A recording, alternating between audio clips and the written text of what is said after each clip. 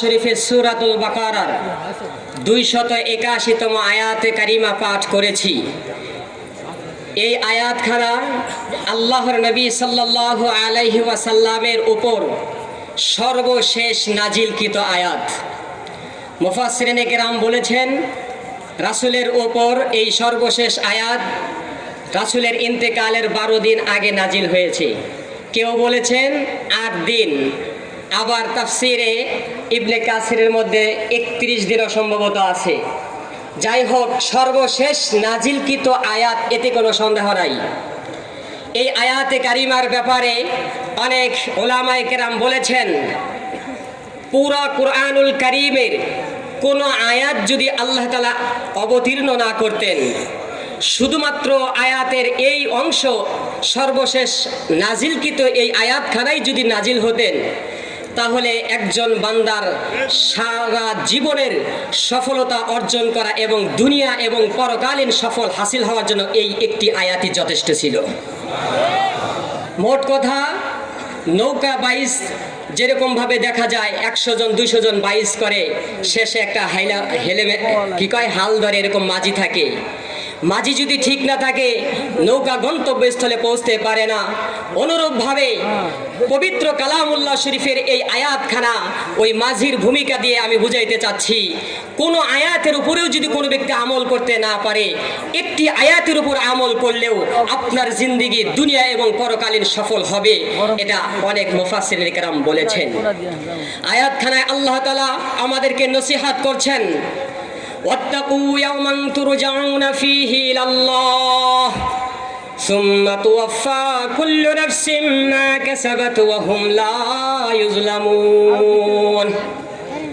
আল্লাহ তাআলা ঘোষণা করছেন, واتقوا يوما ترجعون فيه إلى الله, তোমরা আমাকে ভয় করো, আল্লাহর সেই দিনকে ভয় করো যেদিন তোমাকে আল্লাহ তাআলার সামনে উপবিষ্ট হতে হবে। জীবনের প্রত্যেকটা মুহূর্ত, প্রতিটি সেকেন্ড, প্রতিটি লাহজাত, প্রতিটি মাহজার মধ্যে যা যা করেছো, সমস্ত কাজকর্মের হুকুম, সমস্ত কাজকর্মের যা কিছু আছে চিত্রপট, যে আল্লাহ তাআলা তোমাকে হিসাব নিকাশ করবে, সেই দিনকে ভয় করো। দোস্ত, প্রযুক্তির উপরে বিভিন্ন প্রযুক্তি খাটিয়ে আসমান ভেদ করে তুমি উপরে যেতে পারো, সমস্যা নাই। মাটি ছিদ্র করে 7 তবক নিচে যাবে, এতেও কোনো সমস্যা নাই। কিন্তু মনে রাখতে হবে, আমার জীবনের আসমানের উপরে গিয়ে, জমিনের নিচে গিয়ে, রাতের অন্ধকারে, দিনে দুপুরে যেখানে যে অবস্থায় করি না কেন, আল্লাহ তাআলার সামনে দাঁড়াতে হবে। আল্লাহ তাআলা এই কথাটাই বুঝাইতে চাইলেন।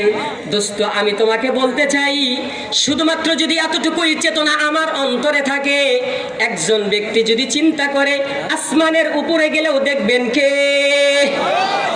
মাটির নিচে গেলেও দেখবেন তিনি হলেন কে।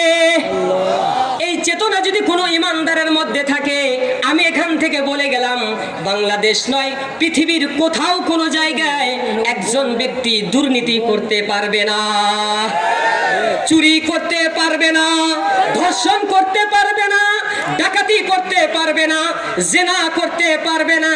সুতরাং তার ভিতরে শুধুমাত্র চেতনা থাকবে, আমার আল্লাহ দেখেন।